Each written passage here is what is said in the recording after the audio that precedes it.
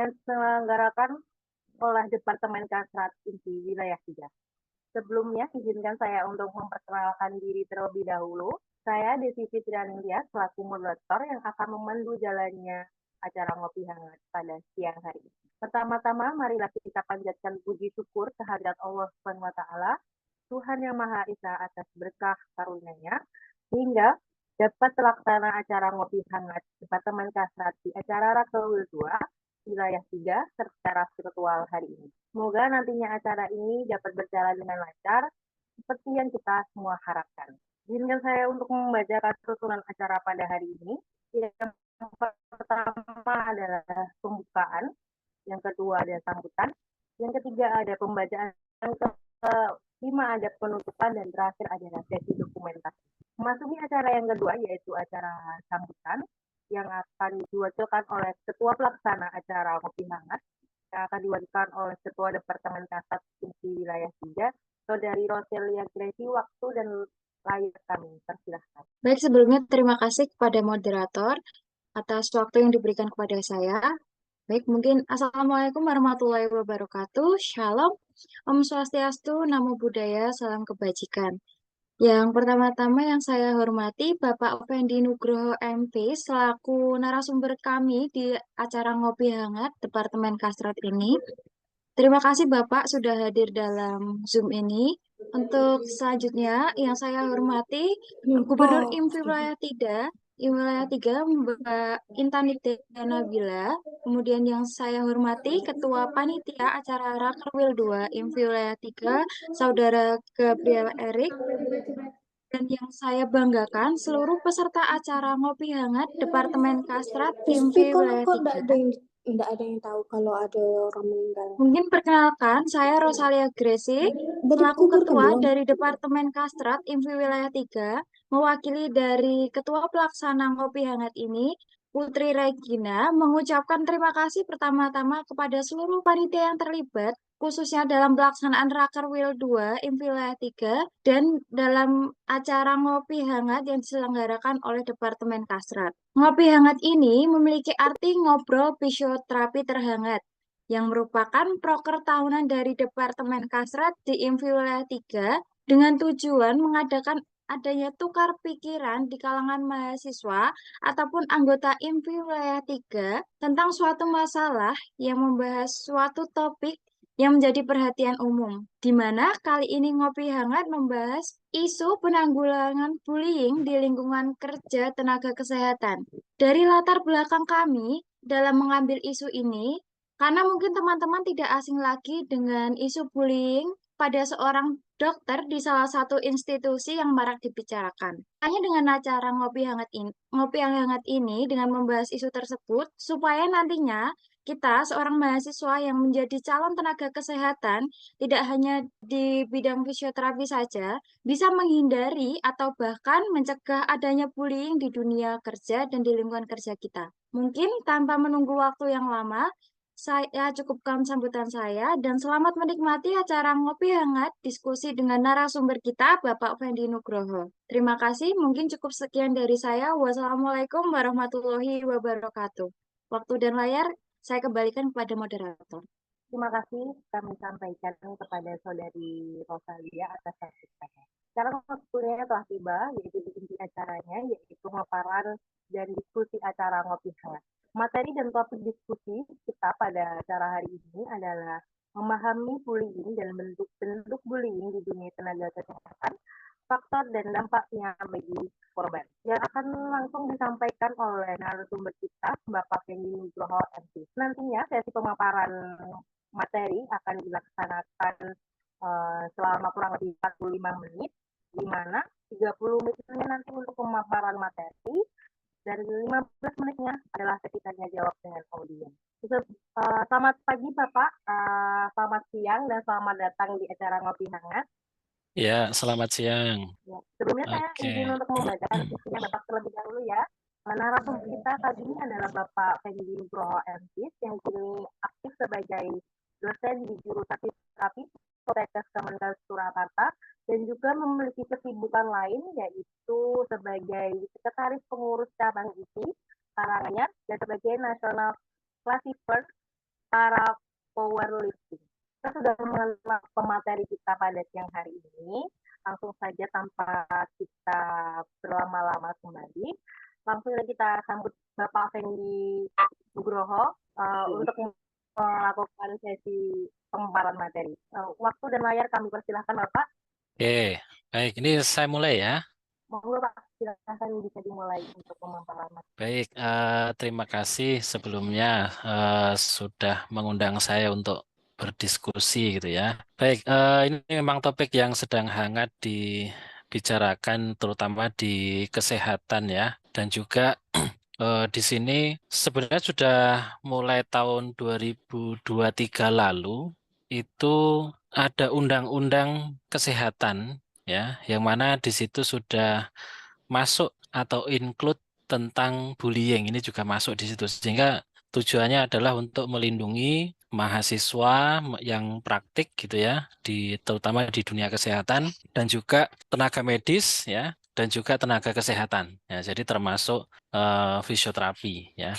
Jadi memang kemarin saya sengaja cari-cari yang sekiranya materi, tapi di Indonesia saya belum mendapatkan ya referensi yang sekiranya dari fisioterapi, tapi ternyata di dunia internasional cukup banyak ya, cukup banyak ternyata kasus bullying ini, yang mana di situ ada beberapa negara termasuk di Nigeria dan sebagainya, itu ternyata juga masih banyak sekali terkait bullying gitu ya, terutama fisioterapi ya. Kalau di Indonesia mungkin antara ndak ada atau nggak nampak gitu ya, sehingga memang ini tugas bersama, bahwa nanti mungkin teman-teman tertarik mengadakan suatu research ya, terutama kepada beberapa mahasiswa yang tingkat akhir ya, yang dia harus praktik di rumah sakit, untuk terus ya ditanyalah, konsultasi kira-kira di lah seperti apa dan sebagainya. Ya, itu mungkin teman-teman dari INVI mungkin bisa menjaring informasi tersebut, sehingga itu akan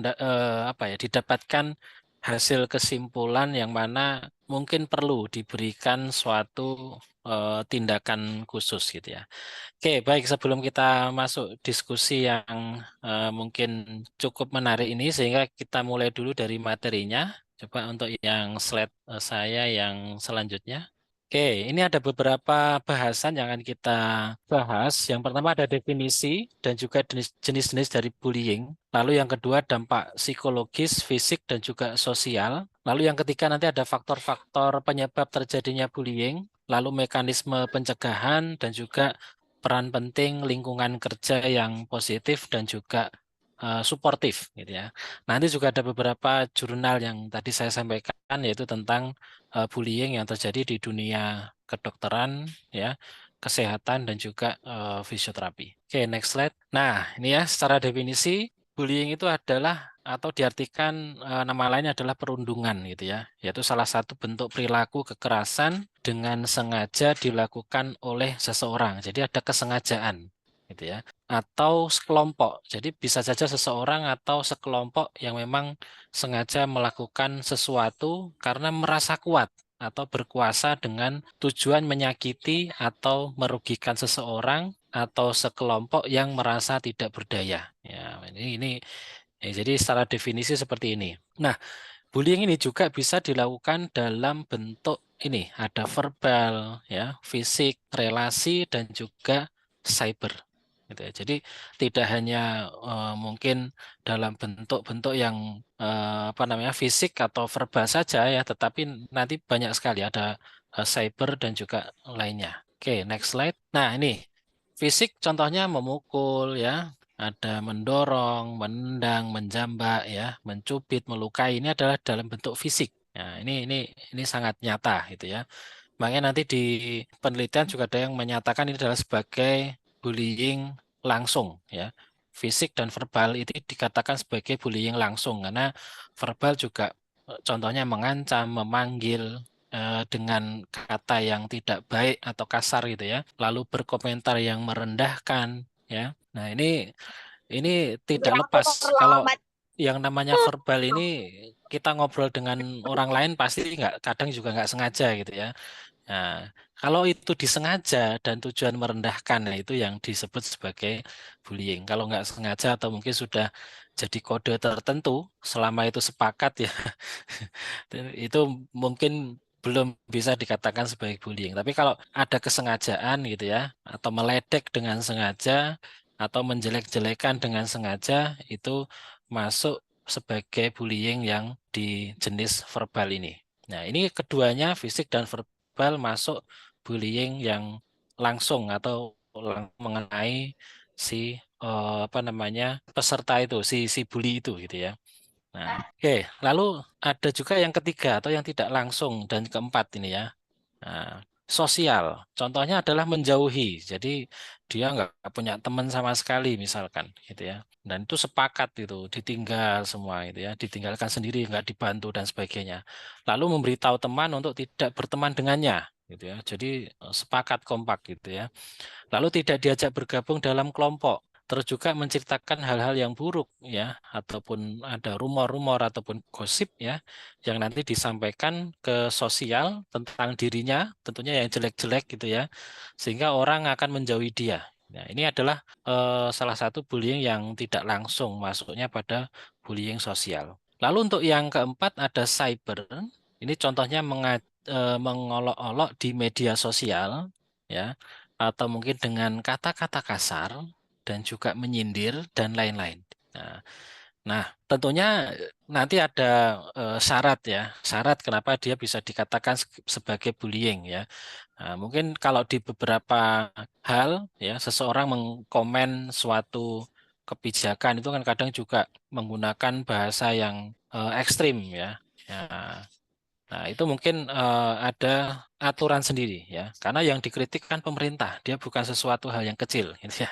Kalau di sini memang biasanya dia akan dilakukan pada orang-orang yang sengaja dia sepertinya kok tidak mampu atau kita itu merasa lebih hebat daripada mereka, gitu ya. Jadi bullying, jenis-jenis bullyingnya seperti ini ada fisik, verbal, sosial, dan juga cyber. Oke, kita masuk di selanjutnya, next slide. Yang kedua adalah dampak psikologis, fisik, dan sosial bullying. Ya, jadi saat seseorang melakukan bullying, baik secara fisik, verbal, ya, maupun sosial, ya. Nah, di sini dia itu sudah menyakiti perasaan orang lain. Ya, sehingga dari menyakiti perasaan orang lain ini yang paling cepat muncul adalah psikologis, ya. Psikologis yaitu berbagai perasaan yang tidak nyaman yang bisa terjadi pada mereka yang dibully ya. Contohnya diantaranya mungkin dia sedih ya, takut, marah ya, khawatir, bingung, malu. Ini mereka yang seperti ini dia sudah menjadi korban dari bullying gitu ya. Nah, atau juga merasa tidak aman ya. Nah, saya ketakut kalau ketemu kelompok ini gitu ya. Nah, itu dia sudah menjadi korban gitu ya. Nah, sehingga di dunia yang sekarang ini teman-teman harus cukup hati-hati ya, harus bisa membedakan cara berkomunikasi gitu ya. Sehingga supaya tidak bullying ya. Meskipun bullying ini sebenarnya sengaja. Nah, kalau nggak sengaja itu kan mungkin tidak terus menerus ya, ya mungkin hanya sekali itu aja gitu ya. Itu kan sesuatu yang tidak disengaja. Nah, mungkin itu juga belum masuk sebagai kategori bullying. Tapi kalau terus menerus, intens ya, dan merugikan pihak lain, itulah yang disebut sebagai bullying. Nanti ada kategori, nanti di belakang kan kita coba uraikan ya. Oke, next slide. Nah, dampak psikologis sebenarnya kalau sampai tidak diberikan penanganan ya atau mungkin ada pendampingan yang baik, maka dapat terjadi gangguan pada kejiwaan gitu ya, kejiwaan. Jadi masuknya ketika seseorang itu dibully itu kejiwaan ya. Nah, dan juga dampak negatif lainnya. Contohnya di sini misalnya ada depresi ya, terus juga ada ansietas atau gangguan kecemasan gitu ya. Lalu ada psikotik atau ada delusi ya, halusinasi gitu ya. Jadi seolah-olah sulit membedakan kenyataan dan imajinasi. Ya. Nah, lalu ada PTSD atau post traumatic stress disorder. Di sini ada gangguan stres pasca trauma atau mungkin kadang itu orang yang mengalami gangguan mental, tiba-tiba dia teringat dengan kejadian trauma terus wah gitu ya, heboh sendiri. Nah, itu adalah hasil dari korban trauma yang berkepanjangan ya. Ketika dia teringat dengan kondisi itu, maka dia mengalami gangguan gitu ya. Entah dia teriak, ketakutan atau apa gitu ya. Nah, selanjutnya yang sedikit ekstrim yaitu ada self harm ya. Di sini dia mulai menyakiti diri sendiri ya, dan secara sengaja. Ya, ini misalkan dia sudah betul-betul apa ya, putus asa mulai dari perasaan, situasi ya, dan juga karena pengalaman traumatis yang dialaminya gitu ya, sehingga dia memutuskan sengaja menyakiti dirinya sendiri. Nah, itu ya. Nah, lalu yang lebih parah lagi ya, karena di sini kalau self harm ini bisa juga dikatakan menuju ya, menuju apa namanya ke perilaku mencoba bunuh diri ya. Sehingga kalau sudah sampai tahap yang suicide ini atau tahap yang bunuh diri ini atau percobaan bunuh diri ini adalah kondisi yang memang sudah paling parah gitu ya. Bisa jadi gabungan dari semua yang ada di depan itu menjadi terakumulasi di bagian belakang ini, yaitu keinginan bunuh diri karena memang di sini sudah ibaratnya secara perasaan, situasi, pengalaman ya, terus dia punya ingatan-ingatan ya, punya sampai muncul delusi, halusinasi dan juga mungkin ada gangguan fisik atau mungkin juga dia ada gangguan terkait apa ya, kalau yang di kedokteran itu ada sampai keuangan juga itu ya, sehingga dia harus menghabiskan banyak uang dan dia juga nggak berani lapor gitu ya. Nah, itu sehingga akhirnya ada yang sampai harus melakukan hal tersebut karena dia nggak tahu jalan keluarnya, ya. Karena dia nggak tahu jalan keluarnya, dia harus menghubungi siapa, ketika menghubungi juga belum tentu aman gitu ya. Nah, terus juga ya itulah yang terjadi ketika orang sudah masuk menjadi korban, maka dia yang isinya adalah dampak psikologis itu, ketakutan dan sebagainya. Oke, next slide. Nah, ini yang materi baru sudah ada tulisannya ya. Nanti tak kirim ke panitia. Oke, dampak psikologis, fisik, sosial bullying pada fisik ya. Di sini ada ya contohnya mungkin sakit kepala ya, pusing, flu ya. Terus juga sakit dada ya, kadang kan nyesek gitu ya. Dampak fisik lah. Terkadang juga mungkin dia nampak lesu ya, tak semangat untuk melakukan suatu aktivitas dan sebagainya. Nah, lalu untuk sosial, dia mungkin mengalami kesulitan membina hubungan interpersonal. Jadi mau berteman dan sebagainya itu dia merasa takut ya. Dan juga mungkin dia juga akan takut untuk menuju tempat kerja ketika dia sebagai tenaga kesehatan atau mungkin kalau mahasiswa mau praktek rumah sakit dia nggak mau nih berangkat ke rumah sakit pasti nanti dimarahin nanti begini ya. Telat dikit dimarahin telat dikit itu ya. Oke. Tapi nanti teman-teman juga harus selektif ya, harus bisa membedakan mana yang disiplin, mana yang memarahi, gitu ya. Sehingga hal-hal tersebut akan pas ya ketemunya, gitu ya. Oke, lalu next slide. Nah, semua jenis bullying tadi ya itu pasti ada tujuan untuk menyakiti seseorang ya, sehingga pesan di sini adalah berhenti melakukan bullying karena tidak ada seorang pun yang mau tersakiti. Nah, ini mari lawan bullying. Jadi teman-teman ini cukup penting ya, terutama ini teman-teman Gen Z ya. Ya, ini bisa juga dikatakan katanya mentalnya agak lemah gitu ya, sehingga teman-teman punya resiko rentan yang tinggi terhadap oh saya di begini ya, itu menjadi hal yang mungkin harus teman-teman apa istilahnya kembangkan lagi ya. Teman-teman mungkin perlu melakukan pelatihan ataupun kondisi-kondisi yang tujuannya adalah atau membentuk suatu komunitas ya, komunitas melawan bullying ini ya, sehingga kalau ada sesuatu hal ada istilahnya itu wahana yang mewadahi ketika ada keresahan dan sebagainya, itu ada yang tempat dilapori gitu ya, dilapori gitu ya. Oke, next slide. Nah, ini adalah faktor-faktor penyebab ya, penyebab terjadinya bullying. Di sini ada faktor internal, bisa jadi ada dendam ya, bisa jadi terhina ataupun tertekan. Jadi ini buat si pelaku ya, si pelaku. Jadi pelaku itu terkadang mungkin dia merasa punya suatu dendam. Wah, saya dulu sama cuttingnya ya, kalau di tempat saya itu kebanyakan mahasiswa bilang cutting ya. Mungkin ini bukan, tapi saya bukan cerita tentang bullying di sini, cuma bahasanya misalkan, oh dia itu juga menjadi korban sebelumnya, istilah gitu. Ya. Jadi kalau misalkan dia korban bullying, maka dia akan meneruskan kegiatan bullying itu kepada adik tingkatnya ataupun yang ada di bawahnya. Gitu ya. Sehingga ataupun juga tenaga kerja yang senior dulu waktu baru kerja itu begini begini begini ya, itu diteruskan ke adik tingkatnya gitu ya. Atau anak-anak yang baru masuk gitu ya. Saya masih ingat kalau di dulu ya, pendidikan dulu itu saya juga termasuk masih masuk dalam pendidikan yang cukup keras gitu ya. Kalau sekarang dipukul sudah tidak boleh gitu ya. Nah, misalkan ada pelanggaran hukuman tidak ada yang sifatnya keras. Kalau zaman saya mungkin yang karena itu sudah peraturan ya, ada aturan. Jadi misalkan Anda tidak mengumpulkan ini maka akan dipukul 3 kali. Misalkan ada aturan seperti itu. Nah itu wajar ketika diberikan ya dan tidak apa istilahnya. Karena untuk meningkatkan kedisiplinan tadi, gitu ya. Nah, tapi sekarang sudah ada itu, wah ini mengganggu hak dan sebagainya. Nah, gitu ya.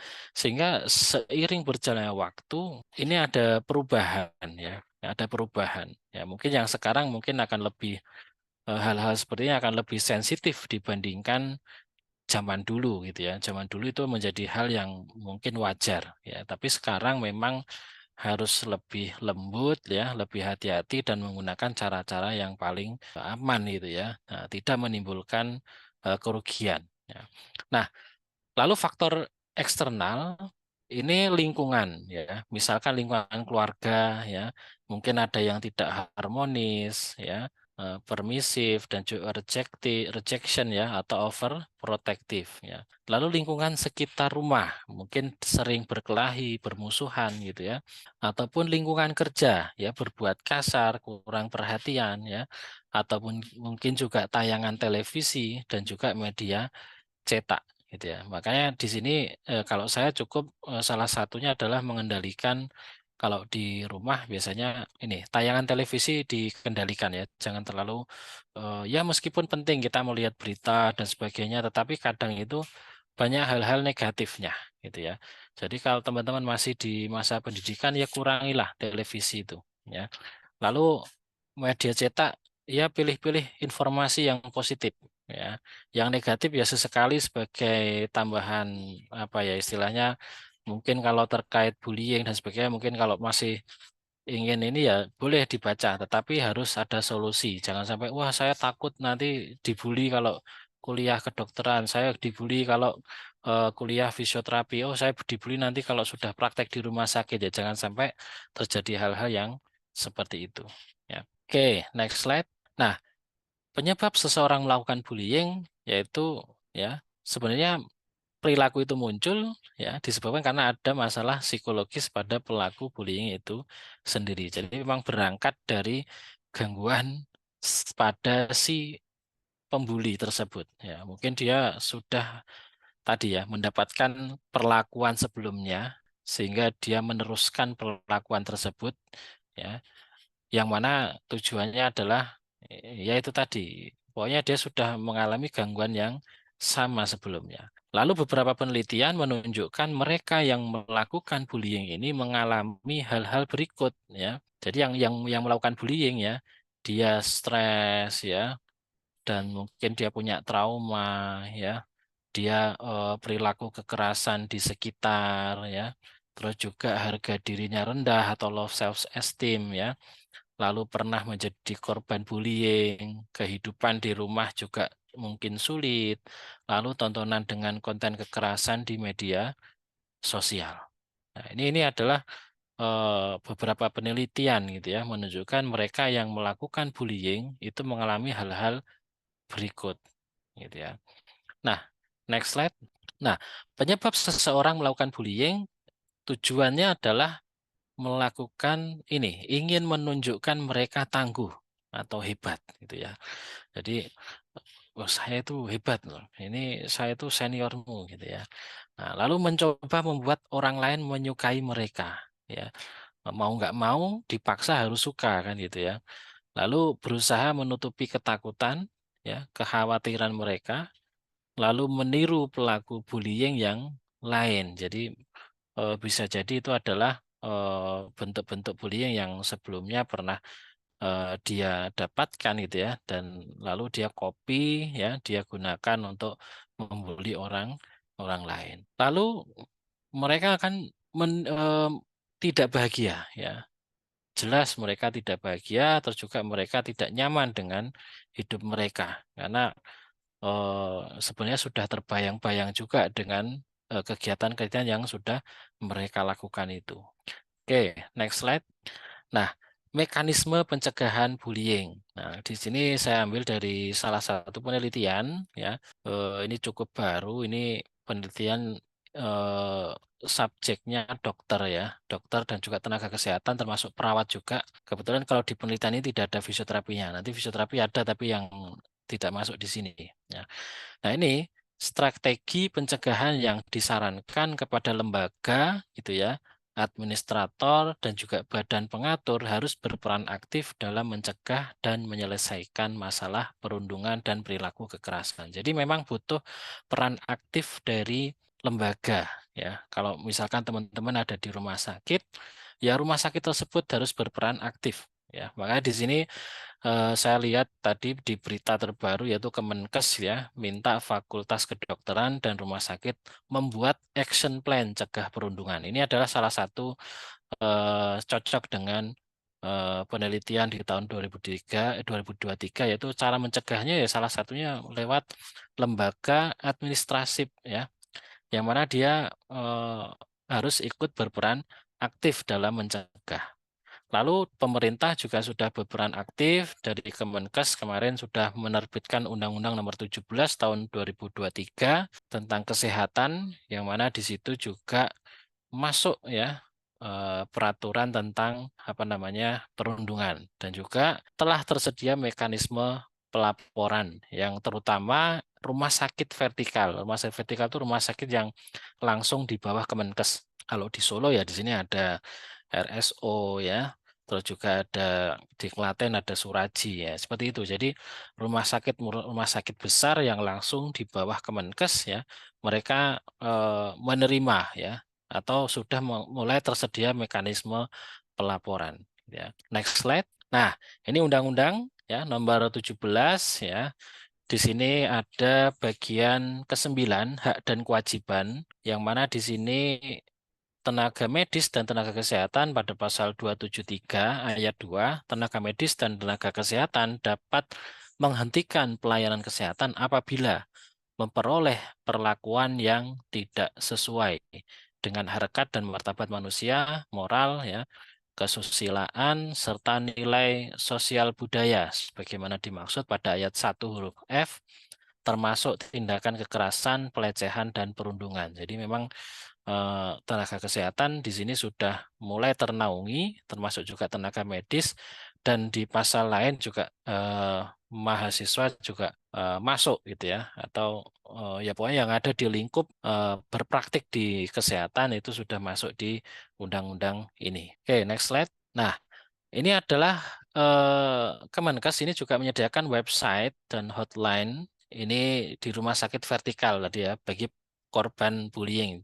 Selama bullying itu terjadi di beberapa rumah sakit vertikal, teman-teman bisa melaporkan di website ini ya, https ya, /perundungan.kemkes.go.id, mana nanti teman-teman bisa masukkan di situ, ceritakan di situ seperti apa pengalaman ini sebagai pencegahan gitu ya, pencegahan. Nah, pencegahan dan juga atau juga melalui kontak tersebut. Nah, ini saya dapat dari website ya, sehingga nanti teman-teman bisa cek apakah ini memang sah digunakan sampai saat ini, sehingga nanti teman-teman ketika merasa gitu ya, merasa ada tindakan-tindakan yang mengarah pada bullying, maka teman-teman bisa lapor ke sini selama di rumah sakit vertikal ya. Tapi kalau rumah sakit daerah ya enggak masuk ya. Ketika nanti teman-teman mengalami hal tersebut atau kiranya ada, ya saya harap tidak gitu ya, karena memang terkadang mungkin banyak tuntutan dari seseorang tersebut sebagai pembimbing dan sebagainya, atau sebagai orang yang sudah bekerja, mungkin dia punya beberapa hal yang apa ya, overload lah gitu ya, overload dari dirinya, sehingga mungkin dia tidak bisa melampiaskan emosi yang seharusnya. Terkadang mungkin masuk seperti itu. Oke, next slide. Nah, peran penting ya. Nah, nanti silahkan ya sambil teman-teman berpendapat ya. Kalau menurut saya ini sangat penting sekali ya, karena memang lingkungan kerja yang positif ya itu akan membangun komunikasi yang bagus ya. Kita tidak membedakan ya, termasuk kalau ada kelihatan kadang itu kan secara tidak sengaja kita mengucilkan orang. Kadang ya, oh ini kok nampak berbeda dengan kita, terus kita kucilkan. Ini kan berarti salah kita, gitu ya. Itu salah kita. Nah, karena kenapa? Karena saya belajar juga dari disabilitas ya. Jadi disabilitas itu kan berbeda secara fisik, ada juga secara mental. Nah, kalau teman-teman pernah belajar tentang disabilitas, yang dikasih panduan itu bukan disabilitasnya, tapi kita. Gitu ya. Kita dikasih, oh ini loh, kalau kamu pengen komunikasi dengan orang gangguan mental, gitu ya, caranya seperti ini. Ya. Ini loh, kalau kamu pengen komunikasi dengan orang yang kondisi gangguan pada fisik, ini loh komunikasi seperti ini. Jadi ada hal-hal yang mungkin terkadang menurut kita benar, ah ini kok anu toh, ini kayaknya ini ya. Nah, itu kita sudah masuk pada mendekati mendekati bullying kalau itu terus-terusan gitu ya. Nah, sehingga kita harus sadar diri bahwa ketika menghadapi orang-orang yang dalam arti nampak berbeda dengan kita, ya tetap kita rangkul, itu teman kita gitu ya, tetap teman kita. Terus meskipun itu pekerja kok, oh ini pekerja tapi kok ini ya nampak berbeda sendiri dibanding yang lain, ya kita tetap memperlakukan dia sebagai pekerja yang seharusnya gitu ya. Nah, meskipun kadang nampak teman-teman saya kok sering godain dia dan sebagainya, ya, itu sebenarnya sudah masuk pada tindakan, kalau itu sengaja dan itu untuk merendahkan dan sebagainya, ya itu sudah masuk pada kondisi bullying, gitu ya. Nah, tetapi makanya itu, jadi kita harus cukup hati-hati karena kadang kita sendiri melihat seseorang yang nampak. Nah, yang penting harus positif tadi ya. Kita harus di lingkungan yang positif, sportif ya, sportif. Jadi kalau ada tugas, oh dia dikirim ke sana, ya sudah, mungkin sudah tugas dia gitu ya. Kita nggak usah iri, nggak usah, oh kita berkelompok ya. Dia biar sendiri karena dia eksekutif, dia tugasnya khusus ya, jangan gitu ya.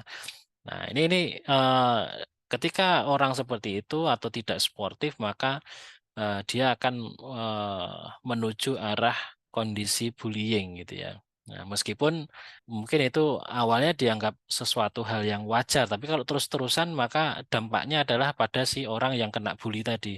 Mungkin dia merasa disisihkan, dia merasa sendiri, dia akhirnya protes gitu ya. Ini saya kok, nah itulah dia sudah masuk pada tahap bullying yang kita sendiri malah tidak sadar kalau telah melakukan itu gitu ya. Nah, kadang hal-hal seperti itu yang mungkin harus coba kita pahami, kita renungkan, dan mungkin apa ya, perlu teman-teman ya cukup inilah berhati-hati dan juga mengikuti pola kerja ataupun pola yang positif ya, berpikir positif, yang suportif. Ini saya setuju, sehingga ini sangat harus dikembangkan di suatu lingkungan kerja. Oke, next slide. Nah, ini adalah referensi. Ya, ini sebenarnya saya ambil dari salah satu artikel yang sudah diupload juga oleh yankes.kemkes.go.id. Ini kalau nggak salah di Oktober 2023 ya. Stop bullying sekarang juga. Jadi memang ya ini menjadi perhatian yang khusus oleh Kemenkes karena kita di bawah Kemenkes, sehingga kita juga harus berperan aktif apa ya, menggaungkan ini sehingga tidak ada korban-korban lagi yang mungkin akan mengalami kejadian-kejadian yang heboh gitu ya. Nah, dan juga kita harus melindungi, selain melindungi diri sendiri ya teman-teman kita gitu ya. Tidak kita sendiri, oh saya terbebas dari bullying, enggak ya. Tapi kita harus juga menjaga teman dekat kita dan sebagainya. Oke, next slide. Nah, lagi lanjut. Nah, ini ya. Ini saya ambil dari jurnal yang cukup menarik ya. Nah, di sini dikatakan sebenarnya bullying itu ya didefinisikan sebagai perilaku agresif ya yang dilakukan secara berulang-ulang.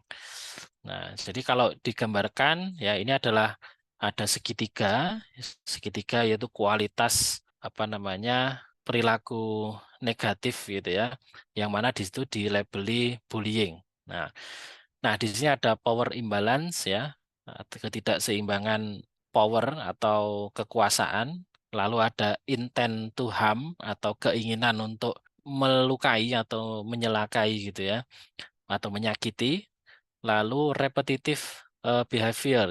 Ini sudah terjadi secara berulang-ulang sehingga di tengah-tengah ini adalah sebagai bullying. Nah, ini syaratnya ada 3 ini. Ya. Nah, di sini memang secara ini di jurnalnya ini cukup baru ya 2023. Ya, ini juga kalau di sini disampaikan adalah penelitian yang apa namanya ditujukan kepada tenaga kesehatan profesional dan juga mahasiswa. Di sini ada prevalensi dan ada rekomendasi, gitu ya. Nah, di sini bullying didefinisikan sebagai perilaku agresif yang dilakukan secara berulang-ulang dan disengaja oleh seorang individu ya atau sekelompok orang atau pelaku ya yang mentargetkan orang atau korban yang lebih lemah dibandingkan dengan orang yang menyakiti. Jadi ada tadi power imbalance. Dia memang powernya lebih kecil gitu ya.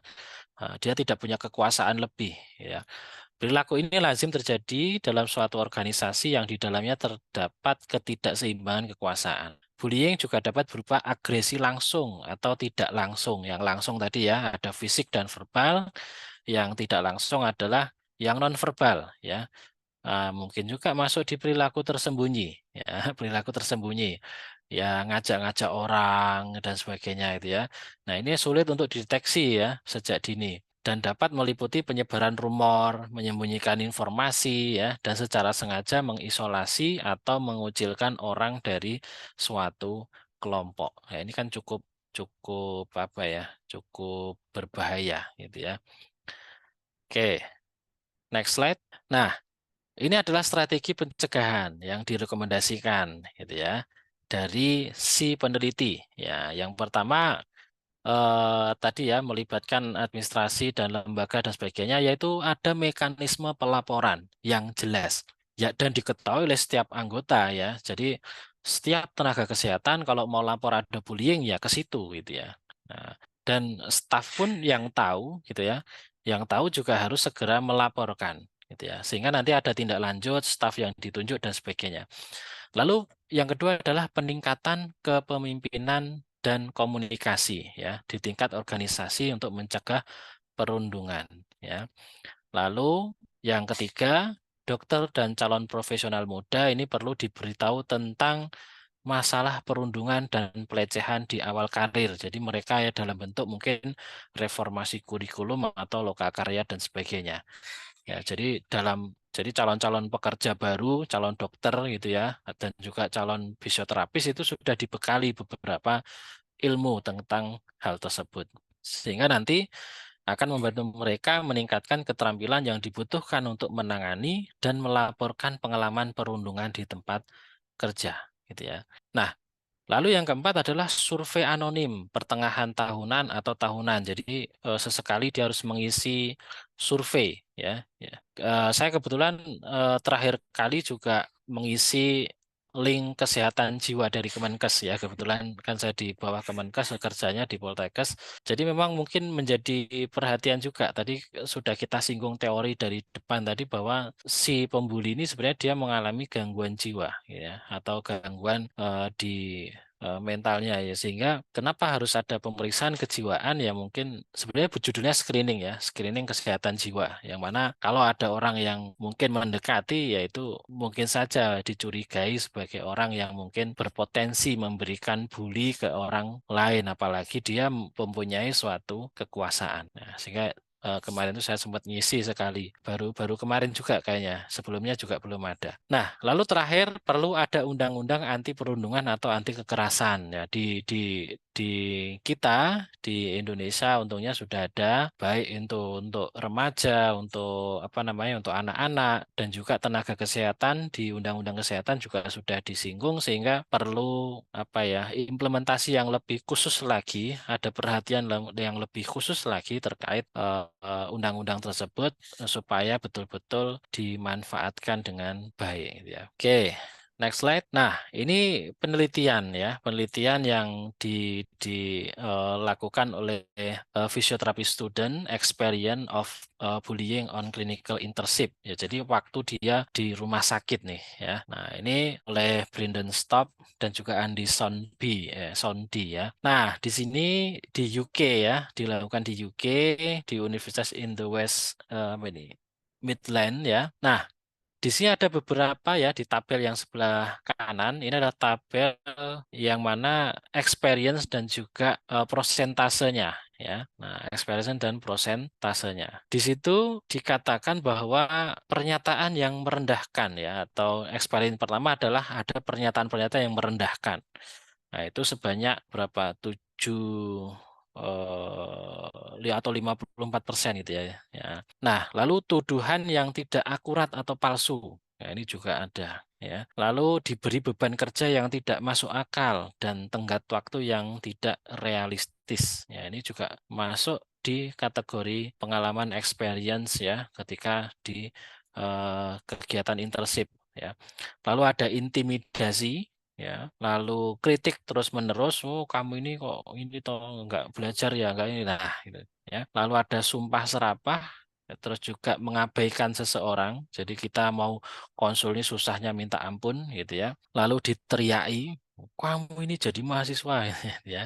Lalu pemantauan yang berlebih atau tidak dapat dibenarkan atas pekerjaan seseorang ya, jadi dia betul-betul diawasi dan mungkin sering salah gitu ya. Nah, juga terus-menerus diganggu di depan orang lain atau secara pribadi. Ada beberapa persen ya, 3 ataupun 2-3% ini. Lalu tidak membalas email atau panggilan telepon ya. Lalu menyiapkan bawahan untuk gagal. Jadi memang mereka itu membebani si mahasiswa supaya dia tidak lulus dengan pekerjaan-pekerjaan yang tidak realistis. Ya, ini kan juga terjadi di kedokteran kemarin itu ya. Jadi diberikan beban yang lebih sama seniornya, disuruh praktek gini. Padahal dia harusnya ada waktu untuk istirahat. Lalu diberi tugas yang tidak berarti di bawah tingkat kompetensi seseorang. Nah, ini kan istilahnya itu ibaratnya gini, oh ini harusnya praktek kok malah disuruh cuci piring gitu ya. Ini kan bukan kompetensi dia, atau mungkin malah disuruh mindah-mindah alat tok gitu ya, nggak diminta untuk mengerjakan pasien dan sebagainya. Nah, lalu menarik seseorang dari bidang-bidang utama pekerjaan mereka. Jadi misalkan dia memang harusnya sebagai fisioterapis di situ gitu ya, minatnya di apa, tapi dia dipindahkan gitu ya. Nah, dipindahkan jadi oh kamu ini ya administrasi aja gitu ya. Nah, nanti belum boleh pegang pasien dan sebagainya. Ya, memang ada beberapa alasan khusus. Kadang ya tidak boleh pegang pasien mungkin karena masih preklinik. Misalnya kalau teman-teman nggak tahu ini apakah ada preklinik. Preklinik itu pendidikan yang mungkin hanya 2 minggu. Memang kalau dulu sebutannya bedside teaching ya, dia belajar di samping bed, yang mana dia memang biasanya hanya melihat sekedar anamnesa ya, tanpa sampai ditindakan. Kalau dulu zaman saya sih seperti itu gitu ya. Tetapi nah di sini dia sudah dialokasikan betul-betul kayak seperti menggantikan pekerjaan si fisioterapisnya. Terus kamu yang nulis, kamu yang ini, kamu yang ini. Nah, ini juga sebenarnya secara tidak sengaja ya pasti akan terjadi gitu ya. Nah, teman-teman juga akan menemui ini biasanya.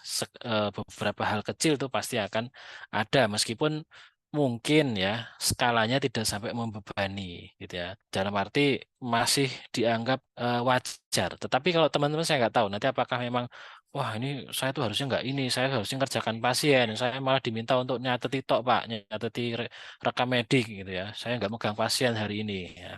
Itu kan berarti kerugian gitu ya. Kerugian karena dia harusnya belajar. Nah, ini sharing terkait hal tersebut ini ya, masuk di jurnal. Nah, lalu mengubah tanggung jawab pekerjaan secara tidak masuk akal atau tanpa pembenaran dan mengubah pedoman tanpa peringatan. Ini juga masuk. Lalu mungkin juga masuk di rayuan seksual yang tidak diinginkan, ya, menyentuh, ya, berdiri terlalu dekat, menunjukkan materi yang menyinggung, meminta layanan seksual dan sebagainya, membuat keputusan berdasarkan penerimaan atau penolakan rayuan seksual dan sebagainya. Ini kalau nggak tak ACC kalau nggak gini gitu ya.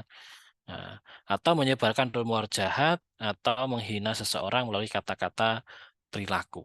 Nah, ini masuk di poin-poin ini. Nanti silakan dibaca. Oke, next slide. Waktunya masih ya, Kak ya. Nah, dari tadi Masih, Bapak. tadi yang tadi sudah disampaikan yaitu secara total 52 kuesioner ya, sekitar 72% itu dikembalikan. Lalu perundungan juga terbukti dan dilaporkan oleh 25% ya mahasiswa yang rata-rata masih melaporkan 4 ya, ada simpangan bakunya 2 dari pengalaman perundungan di seluruh penempatan mereka ya. Terus juga jenis perundungan dan ketidaksopanan yang dilaporkan oleh mahasiswa ditujukan pada tabel 1 ya. Pelaku perundungan diidentifikasi sebagai pendidik klinis ya, ini kan sangat memprihatinkan ya. Nah, ini mungkin oknum sebenarnya, cuma ini kan di luar negeri ya, saya nggak tahu kondisi di sana seperti apa. Lalu fisioterapis lain, ya fisioterapis kalau pendidik klinis kan sebenarnya CI yang cukup dekat dengan kampus juga. Kalau fisioterapis lain ini mungkin saja yang, terus juga atau pasien ya, kadang pasien juga mungkin melakukan hal tersebut. Nah, 84% mahasiswa tidak melaporkan insiden ke universitas ya, termasuk koordinator pendidikan klinis atau pengelola praktik ya. Jadi dia tidak lapor gitu ya. Makanya saya kalau biasanya ketemu mahasiswa di rumah sakit itu akan tanya ada yang mau disampaikan enggak gitu ya. Nah, ya kadang mereka jujur dengan kondisinya ya, memang biasanya terkait pasien sih ya, bukan kalau kondisi-kondisi ini memang kadang ya kadang saya kerasa tidak nyaman ketika ada salah satu mahasiswa yang ini gimana, ini loh Pak, ini tapi sindirannya dalam bentuk yang positif sindirannya. Jadi ini Pak yang paling rajin, nah, padahal dia sebenarnya yang paling tidak rajin gitu ya dalam mengumpulkan tugas. Tapi dan itu terus menerus ya, kadang ya kasihan juga. Padahal kondisi yang seperti itu dia memang harus diberikan motivasi yang lebih gitu ya. Nah, kadang memang mahasiswa juga melaporkan ya kalau saya tanya. Tapi bukan kondisi ini. Oh, misalkan, oh Pak, di sini nggak ada kasusnya. Nah, itu wajar. Ya, tetapi hal-hal ini saya belum pernah sih mendapatkan laporan khusus ya. Tetapi nanti kalau dari IMVI ya, mungkin sesama mahasiswa ya melakukan suatu kajian khusus terkait hal tersebut. Nah, mungkin juga bisa menjadi sudut pandang lain sehingga nanti akan menjadi hal yang ya pencegahan lah, itu akan lebih baik dibandingkan harus mengobati ya. Nah, lalu di sini 6 mahasiswa menyatakan bahwa pengalaman perundungan mereka mengakibatkan konsekuensi psikologis yang negatif. Lalu konsekuensi ini terutama terkait dengan kecemasan. Jadi rata-rata bentuknya itu kecemasan. Hilangnya kepercayaan diri dan juga stres. Pengalaman somatik ya dilaporkan lebih jarang ya. 1 siswa mengidentifikasi dampak negatif pada sindrom iritasi usus besar ya. Mungkin ya ini beberapa hal lah, kalau iritasi usus besar mungkin nanti berkaitan juga dengan aktivitas, mungkin dia sering harus begadang dan sebagainya itu ya. Oke, lanjut next slide ya ini.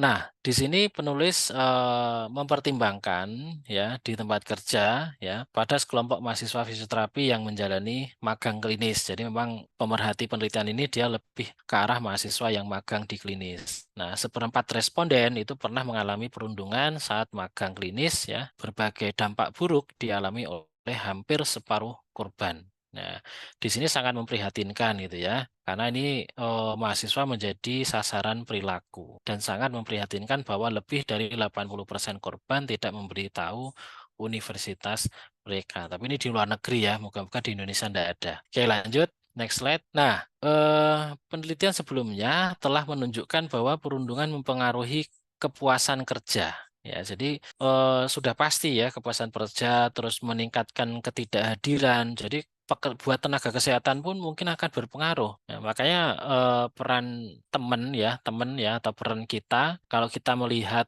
mahasiswa yang dibully atau rekan kerja kita yang dibully ya kita harus memperhatikan itu, kita gandeng, kita ajak dia untuk berteman, kita gandeng gitu ya.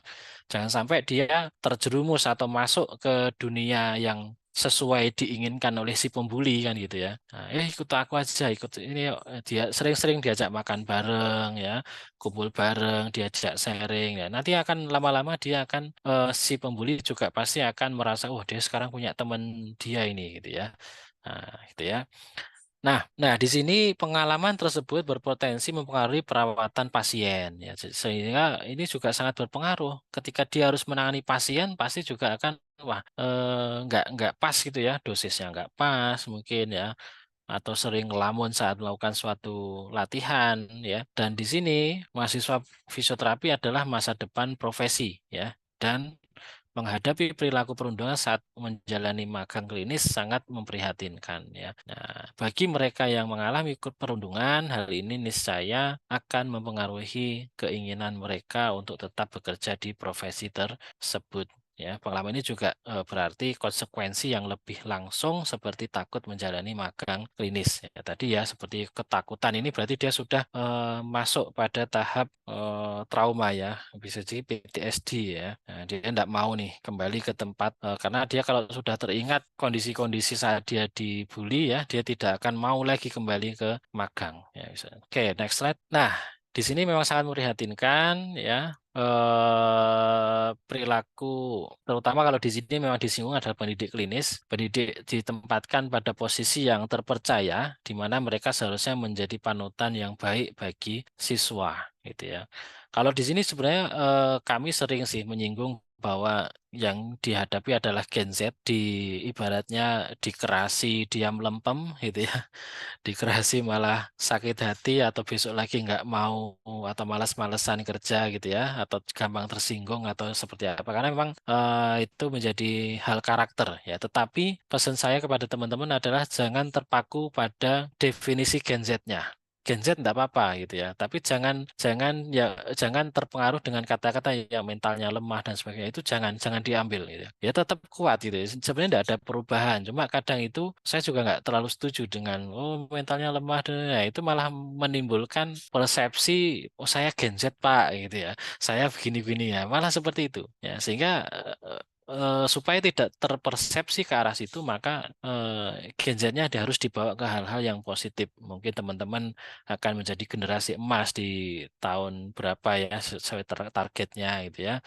Nah, sehingga itulah yang harus dibangun bukan dari sisi lemahnya ya. Saya juga cenderung tidak menyalahkan dulu banyak yang CPNS keluar dan sebagainya itu diartikan sebagai alasan emosi yang tidak stabil pada Gen Z dan sebagainya itu saya sedikit agak kurang setuju sehingga nanti teman-teman memang harus ketika mengambil tindakan pikirkan atau pelajari dulu lah gitu ya supaya tidak pas masuk kok tahu baru keluar gitu ya karena merasa itu tidak nyaman buat dia ya, jadi sehingga harus betul-betul memutuskan itu harus dengan dipikir dulu dikaji dulu gitu ya.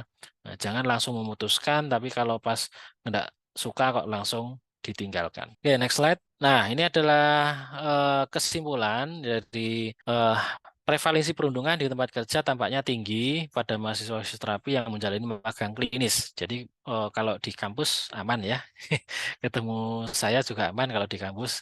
Semoga tidak ada kondisi ini gitu ya. Nah, tetapi memang kalau di penelitiannya ini ya, si fisioterapis ini di daerah UK ya, dia memang banyak terjadi bullying atau perundungan itu di magang klinis dan juga pelatihan bagi mahasiswa dan pendidik klinis itu sangat penting ya untuk memastikan bahwa mereka senang menangani dan melaporkan insiden perundungan. Mungkin bermanfaat untuk memasukkan informasi informasi ini melalui program pelatihan. Jadi sama-sama ini mahasiswa diberikan pelatihan tentang apa namanya perundungan, ya, cara pencegahan dan sebagainya, termasuk juga si pembimbing klinis, ya. Ya, yang mana ini nanti harapannya adalah kalau dalam penelitian ini supaya terjadi komunikasi yang lebih baik, ya, lebih positif dan juga saling mendukung gitu ya. Nah, mentang-mentang mungkin nanti wah saya itu capek ya. Misalkan sih dari sudut pandang si pembimbing klinis ya. Saya tuh sudah capek kerja begini, bimbing kalian tuh gini gini gini gini. Nah, jangan sampai ada pemikiran yang seperti itu gitu ya. Oke. Next slide. Ya, thank you. Ini sudah selesai. Mungkin itu adalah pengantar dari diskusi kita. Mungkin saya kembalikan pada Mbak Desi tadi ya. Saya kembalikan. Jadi untuk pemaparan materi pada siang hari ini, selanjutnya adalah sesi diskusi bersama selama sekitar kurang lebih 10 menit. Jadi teman-teman, untuk teman-teman semuanya, kalau ingin ada pertanyaan yang ingin disampaikan, boleh raise hand atau langsung di kolom chat. Boleh mulai, kalau untuk teman-teman silahkan ada pertanyaan silahkan raise hand dan ketik di kolom chat. Pak, untuk saya sendiri ada pertanyaan nih Pak. Jadi kan kalau dari berita yang sekarang ya Pak ya, ngikutin berita yang jadi sekarang, kayak dari sama pendapat Kemenkes, pendapat keluarga sama pendapat dari UNIF kan berbeda-beda. Berarti kan pasti ada satu hal yang ditutupi dari hal tersebut. Nah, seumpamanya kita kalau kita mengetahui di dalam situasi tersebut, gimana buat kita nih teman ataupun seorang yang ada di lingkungan itu mengetahui bahwa adanya bullying di situ.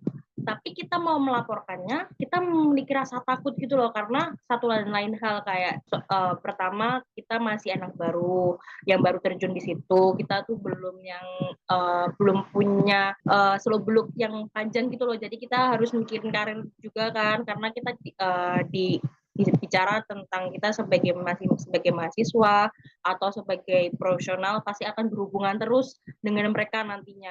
Nah, gimana untuk mengantisipasi rasa takut itu Pak, karena itu juga nggak mungkin untuk ada rasa takut nanti karir saya gimana nanti masa depan saya sendiri kalau saya harus melaporkan ini, harus mengorbankan masa depan saya. Itu gimana Pak untuk menghilangkan rasa takutnya itu? Baik, ya. Ya tadi ya, jadi bullying ini menjadi problem yang mungkin sangat kompleks gitu ya, tidak bisa kalau diselesaikan hanya oleh salah satu orang ya.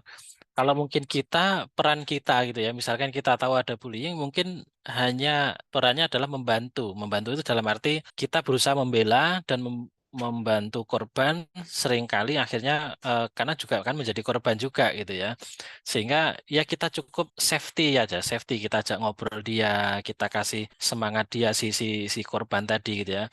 Karena kalau sudah secara karena kasusnya sudah besar gitu ya, seperti yang sudah ini memang kalau tidak mendapatkan penanganan dari instansi yang khusus yang mungkin paling berwenang misalkan, itu pasti akan nggak akan selesai gitu ya. Karena termasuk keluarga juga mungkin ya kadang berpikiran bahwa saya enggak mau nih anak saya itu jadi diketahui sebagai korban bullying, dia juga nggak mau itu gitu ya. Oh ini dokter korban bullying, jangan datang ke situ kan gitu gitu ya.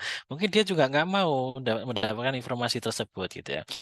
Terus juga dari rumah sakit ataupun dari pendidikan itu juga pasti akan berusaha meminimalisir konsekuensi yang lebih gitu ya.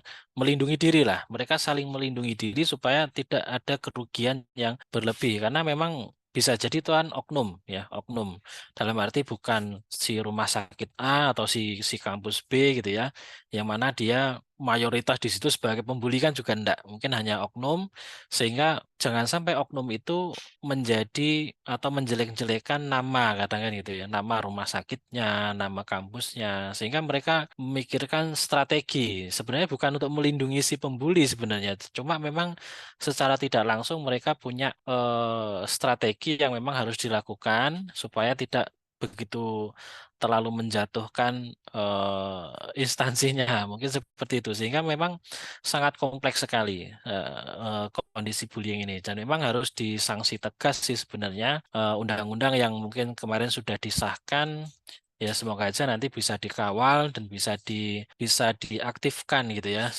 sesuai dengan fungsinya gitu ya. Nah, itu ya cukup kita kalau cukup defender ke temannya aja, kita kita semangati gitu ya. Memang kadang ada yang orang masih di luar atau outsider sebutannya. Itu peran dalam bullying itu ada ya bully atau orang yang membuli gitu ya. Asisten bully itu yang mungkin dia juga terlibat dalam bullying, ada juga cover itu mereka yang ada ketika kejadian bullying terjadi tetapi ikut menyaksikan juga, dia juga ikut mentertawakan korban gitu ya. Dia juga ikut memprovokasi bully, mengajak siswa lain untuk menonton dan sebagainya. Itu namanya reinforcer ya. Ada juga defender. Kalau defender orang yang berusaha membela tadi ya, atau membantu korban. Tetapi memang seringkali dia juga ikut jadi korban selanjutnya terkadang gitu ya. Atau juga ada outsider. Orang-orang yang tahu kalau hal itu terjadi namun tidak melakukan apapun, seolah-olah tidak peduli. Nah, jadi memang ada beberapa peran-peran yang seperti ini yang berlaku gitu ya. Nah, kalau teman-teman ya kalau masih di tahap mahasiswa ya cukup tadi sih menyemangati teman ya, komunikasi yang baik gitu ya. Jangan sampai terlalu tinggi. Kalau terlalu tinggi memang teman-teman harus menggunakan komunitas yang lebih tinggi. Ya, ibaratnya cara berkomunikasi dengan orang yang lebih tinggi, kita harus memanfaatkan apa ya, jaringan yang sama kan gitu ya. Kayak teman-teman ibaratnya mau komplain sama Pak Presiden atau mau komplain sama DPR gitu ya. Pasti menggunakan komunikasi yang sudah ada. Nggak mungkin teman-teman mangkat sendiri Mbak Desi ke Jakarta di depan apa lapangan atau ketemu Pak DPR komen gini kan enggak. Mbak Desi harus menggunakan jaringan yang sudah ada. Sehingga nanti memang PR dari Kemenkes salah satunya sebagai si bapak ya atau si ibu ya, si ibu dari rumah sakit atau kegiatan tenaga kesehatan di dalamnya adalah memfasilitasi wadah tadi untuk pelaporan ya, mana itu nanti dapat dengan mudah seseorang juga tidak takut untuk melaporkan ya,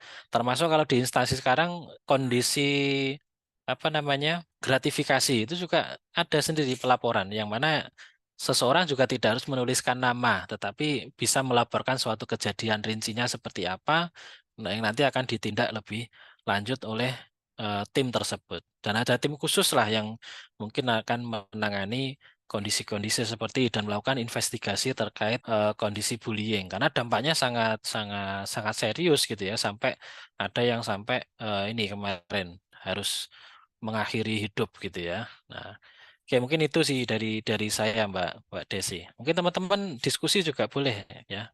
Ingin berpendapat silahkan. Ini ada pertanyaan lagi atau sesi diskusi lagi nggak? Ini saya buka untuk satu kali lagi. Oke, Mbak Ina silahkan untuk menyuarakan pendapatnya atau pertanyaannya. Dipersilahkan. Oke, terima kasih Mbak Desi. Sebelumnya perkenalkan Pak Fendi, saya Intanida dari PPHW Invi Wilayah 3. Tadi kita sudah membahas cukup kompleks ya Pak tentang bullying, yang mana di sini ada peran dari Kemenkes untuk ada regulasinya dalam menyikapi dari kasus bullying ini. Nah, di organisasi profesi kita sendiri Pak di IVI itu apa peran IVI sebagai organisasi profesi dalam kasus-kasus perundungan seperti ini? Apakah selama ini, karena saya masih mahasiswa juga ya Pak, saya belum pernah terjun ke lahan seperti itu, apakah memang selama ini pernah ada kasus dan apakah sampai penanganannya ke tingkat IVI seperti itu jika ada? Mungkin cukup dari saya Pak, terima kasih. Baik, terima kasih pertanyaannya Mbak Intanida ya. Baik, kalau di IVI terkait bullying mungkin setahu saya ya, saya belum paham ketika yang ada di pusat ya.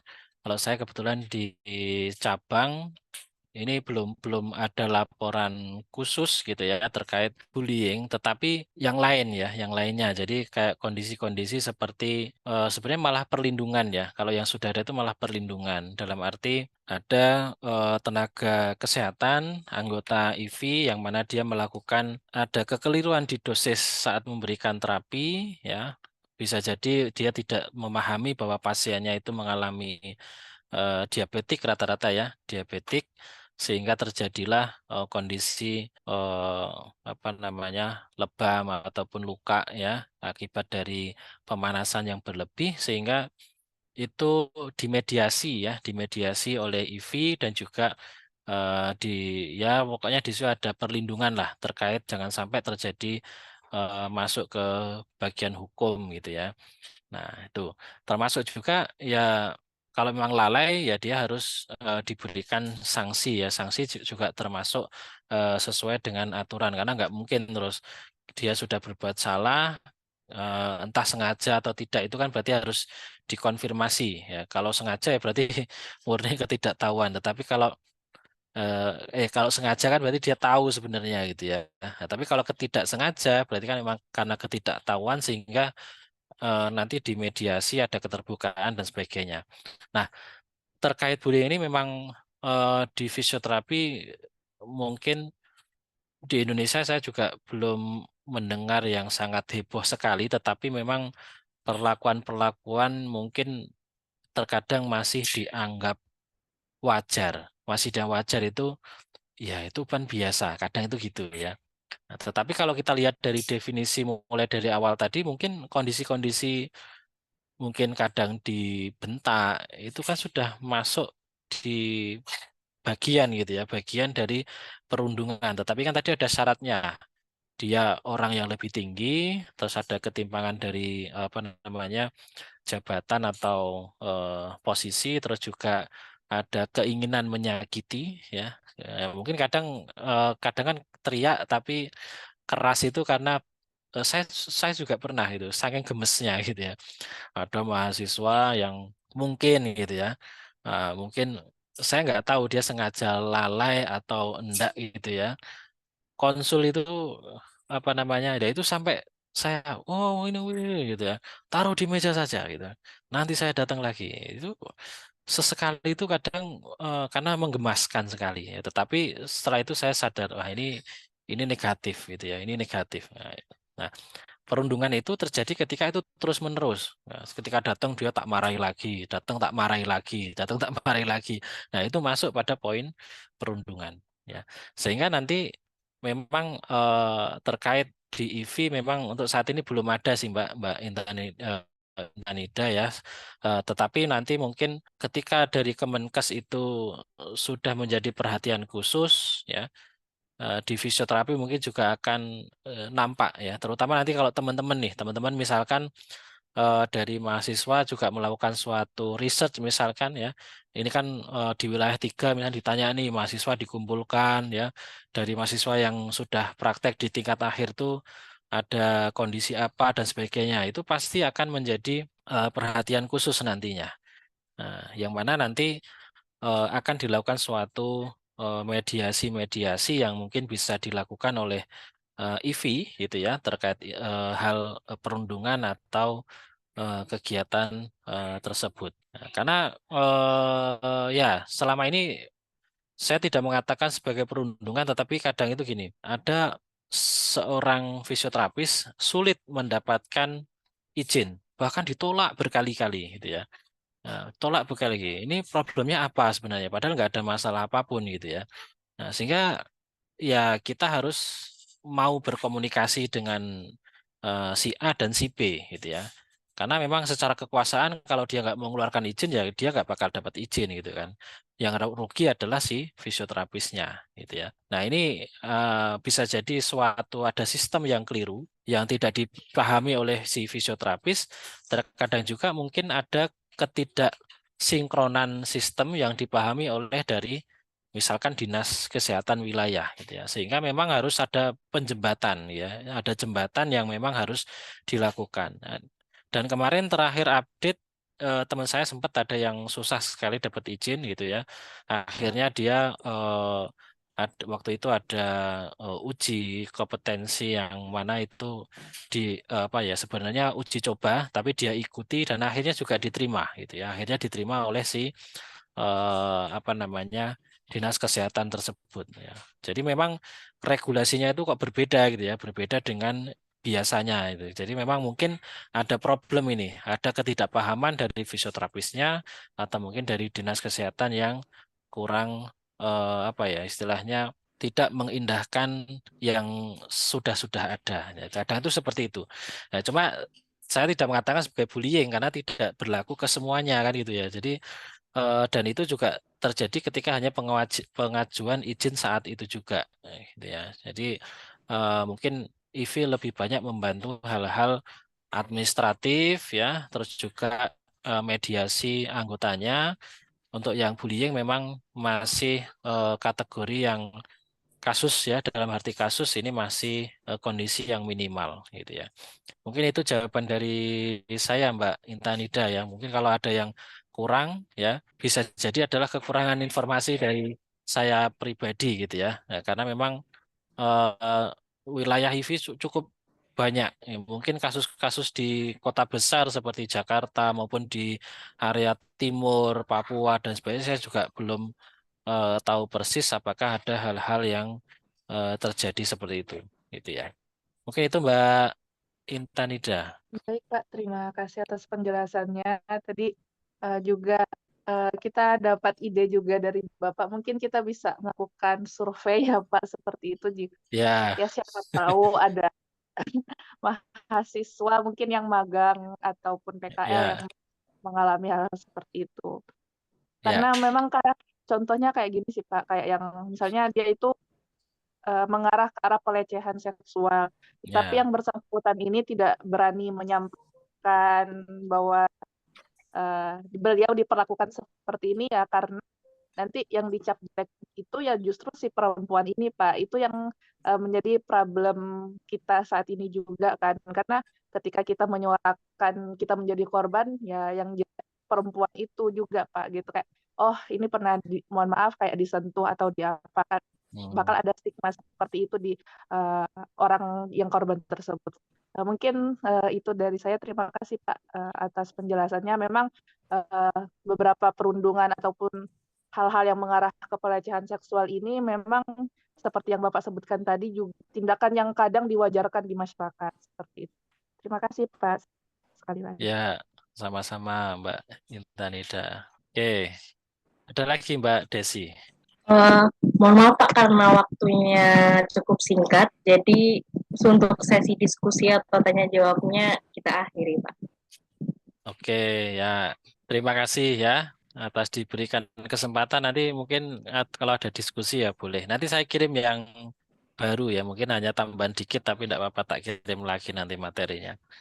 Ya, semoga nanti teman-teman memang menjadi yang ada di sini ya, teman-teman yang aktif dan peduli ya pada profesinya, ini menjadi pembuka ya lebih profesional lagi ya, memang fokus pada pendidikan, tidak apa namanya, tidak sampai melahirkan ya kondisi fisioterapis yang sudah kena bully gitu ya, sehingga nanti dia menjadikan mental mereka tidak bagus ya. Ya, karena memang harapannya ini kan mahasiswa itu pasti akan bekerja di rumah sakit terus mengembangkan potensinya gitu ya, dan semaksimal mungkin tidak terhambat oleh suatu hal yang mungkin menurut saya ya tidak terlalu penting hal-hal seperti ini gitu ya, sehingga kalau dia diginikan, nah ini kan malah menghambat gitu ya. Semoga nanti teman-teman menjadi sukses gitu ya tanpa adanya gangguan dari bullying ini. Dan memang kalau memang ada, teman-teman harus sigap untuk menjadi apa ya, informan yang mana nanti akan berusaha menyuarakan atau mengkomunikasikan. Kalau tadi mungkin agak takut pakai anonim ya, tapi anonim terkadang juga tidak menjadikan apa ya, kekuatan hukum yang kuat gitu ya. Nah, itu yang kadang itu menjadi kelemahan. Oke, mungkin itu dari saya. Saya kembalikan kepada Mbak Desi ya. Baik Pak, terima kasih banyak atas ilmu yang luar biasa. Sudah berakhir acara diskusi dan tanya jawab di Ngopi Hangat pada siang hari ini. Terima kasih kepada seluruh peserta yang mengikuti acara Ngopi Hangat pada siang hari ini. Saya mewakili panitia acara mohon maaf atas kekurangan dan kesalahan dalam terselenggaranya acara Ngopi Hangat pada siang hari ini. Sebelum acara ditutup, kita lakukan sesi dokumentasi terlebih dahulu ya untuk siang bertugas. Dipersilahkan. Oh iya, untuk mengingatkan untuk yang belum mengisi link absensi untuk mahasiswa fisioterapi, boleh langsung untuk mengisi link absensi ya, teman-teman. Untuk tim IT sudah siap? Untuk slide pertama ya, kita hitung. Untuk on cam semua ya teman-teman. 1, 2, 3. Untuk slide kedua, dipersilahkan. 1, 2, 3. Slide selanjutnya, slide ketiga. 1, 2, 3. Baik, terima kasih banyak kepada seluruh peserta. Dan bagi peserta non-INVI, yaitu peserta dari universitas, dipersilahkan untuk meninggalkan ruang Zoom. Terima kasih banyak untuk teman-teman semuanya udah mau bergabung dengan acara siang hari ini Ngopi Hangat. Untuk Bapak Fendi Nugroho, dipersilahkan untuk meninggalkan Zoom meeting. Terima kasih banyak, Pak. Ya, sama-sama izin live ya. Ya, Pak. Ya, Makasih. Pak, terima kasih. Ya. Itu yang mungkin yang dapat saya sampaikan. Terima kasih banyak atas antusiasnya pada siang hari ini. Saya, Desi Fitria Ningtyas sebagai moderator, memohon maaf apabila ada kesalahan kata baik disengaja maupun tidak pada acara siang hari ini. Saya mewakili Kasrat. Terima kasih. Wassalamualaikum warahmatullahi wabarakatuh. Waktu dan layar saya kembalikan ke MC. Baik, terima kasih untuk Kak Desi dari Departemen Kasrat.